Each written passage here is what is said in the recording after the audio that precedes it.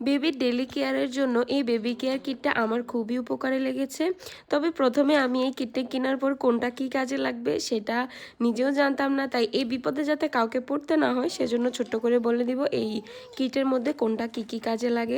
এটা হচ্ছে আপনি বেবিকে গোসল করানোর সময় মাথা যে ওয়াশ করব, বেবি স্কিন যেহেতু অনেক নরম সেজন্য এটা দিয়ে আস্তে আস্তে আলতোভাবে আপনি মাথাটা ওয়াশ করতে পারবেন। তারপরটা চিরুনি সবাই বুঝতেই পারেন। তারপরে হচ্ছে এখানে আছে থার্মোমিটার। এই থার্মোমিটারটাও অনেক ভালো, যে কোনো মুহূর্তে যে কোনো টাইমে আপনি আপনার বেবির বডি টেম্পারেচার চেক করতে পারবেন। একদম স্বল্প দামের মধ্যে এই বেবি কেয়ার কিটটা অনেক বেশি ভালো। তারপর আছে এখানে একটা নেল কাটার। বেবিদের আঙ্গুল যেহেতু ছোট ছোট সেজন্য ছোট্ট এই নেল কাটারটা খুবই ভালো। আর এটা হচ্ছে বেবিদের নাকে যখন সর্দি জ্যাম হয়ে যায় তখন আপনি এটা দিয়ে এরকম প্রেস করে করে নাকের মধ্যে সামনে নিয়ে এরকম প্রেস করলেই সর্দিগুলো বের হয়ে যাবে। এটা তো অনেক বেশি ভালো। তারপর এখানে আছে একটা ছোট কেচি। এটা দিয়ে বেবি যখন চুল বড় হবে চাইলে আপনি যে কোনো কাজে লাগাতে পারেন বেবির।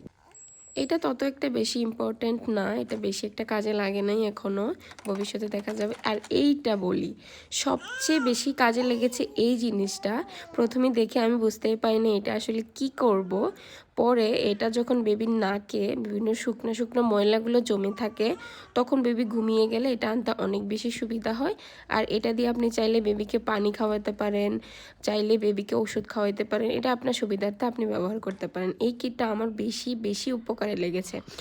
আর এটা হচ্ছে সিলিকনের একটা টিথ ব্রাশ। আপনি বেবির জিহ্বায় যখন ময়লা হয়ে যায় বা মুখে যখন ব্রেস্ট ফিড করতে করতে জিহ্বাটা একটু ভারী হয়ে যায় তখন আপনি আলতো করে আপনার আঙ্গুলে এরকম লাগিয়ে হালকা হালকা প্রেস করে বেবি জিহ্বাটা পরিষ্কার করে দিতে পারেন। আশা করি ভিডিওটি আপনাদের ভালো লাগবে।